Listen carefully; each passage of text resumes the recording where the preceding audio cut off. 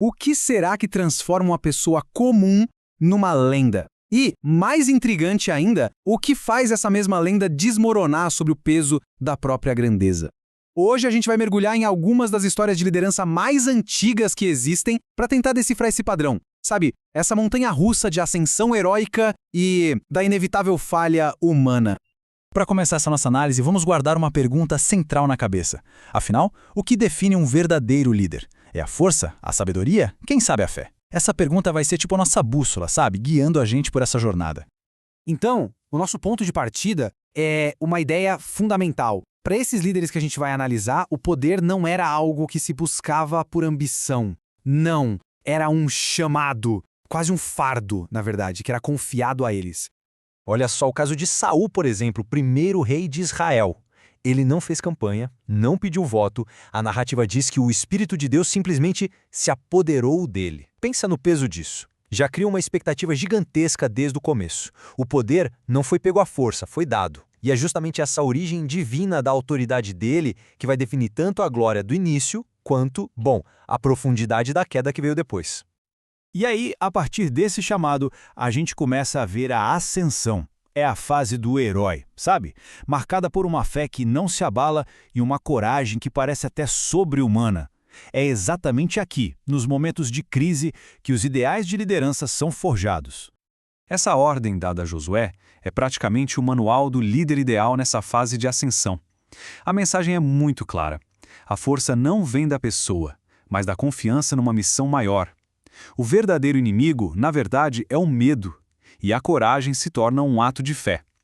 É como uma ordem para agir com ousadia, mas não por arrogância, e sim por pura convicção. E olha, nada ilustra melhor essa ideia do que essa história que todo mundo conhece. De um lado, Golias, um guerreiro gigante, o auge da força bruta, da intimidação.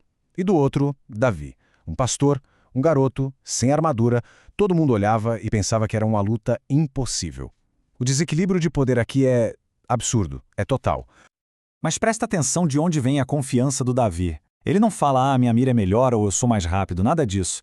Ele muda completamente as regras do jogo. Com essas palavras, ele está declarando que a luta não é sobre músculos, é sobre propósito divino. A vitória dele não é sorte, é a manifestação pura de uma fé absoluta. Esse é o auge do líder herói. Ok, mas e depois da vitória? O que acontece? Pois é, o poder tem um peso. A bajulação, a autoridade, a responsabilidade, tudo isso começa a corroer a pessoa por dentro. E é exatamente aqui que a nossa história dá uma virada bem sombria e, francamente, muito mais humana. Lembra do Saul, aquele rei ungido por Deus? Então, depois das vitórias do Davi, ele não enxerga mais um herói, ele vê uma ameaça. Aquele mesmo poder que foi dado a ele, agora o consome de ciúme, de paranoia.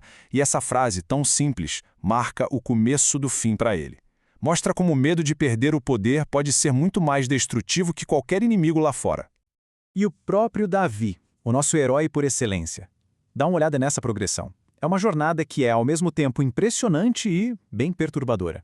De um pastor humilde para um herói de guerra, até se tornar o rei mais poderoso de Israel. Só que a história não para aí, né? O poder absoluto acaba levando ele para um abismo moral. E essa é a mensagem, fria, quase burocrática. É a confirmação de que o plano de Davi para esconder o adultério dele deu certo. Para conseguir isso, ele usou o poder de rei para mandar Urias, um dos seus soldados mais leais, para a morte certa. A simplicidade dessa frase carrega um peso moral gigantesco. O herói que confiava em Deus agora manipulava a própria guerra para benefício próprio. Agora vamos avançar uma geração para ver como esse ciclo se aprofunda ainda mais.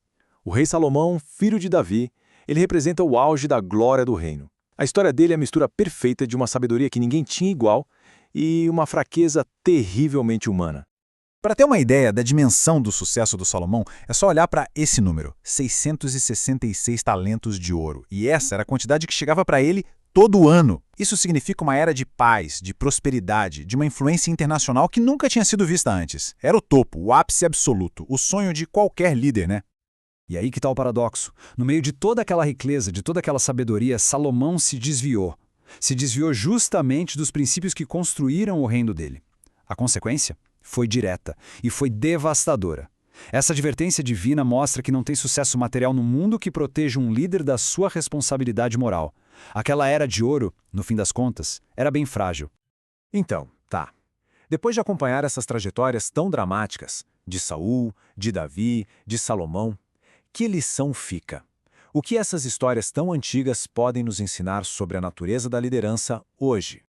Acho que a gente pode resumir tudo em algumas lições que valem para qualquer época. Primeiro, a liderança de verdade começa com um chamado, um propósito, e não com ambição pura e simples. Segundo, a força de verdade, aquela que leva à ascensão, vem da fé em algo maior, não do poder pessoal. E talvez o ponto mais crucial de todos. O poder absoluto não necessariamente corrompe, mas ele com certeza atesta e revela o caráter que sempre esteve ali. E por fim, o legado. O legado de um grande líder raramente é uma história de pura glória. É quase sempre uma mistura complexa de grandes feitos e também de falhas bem profundas.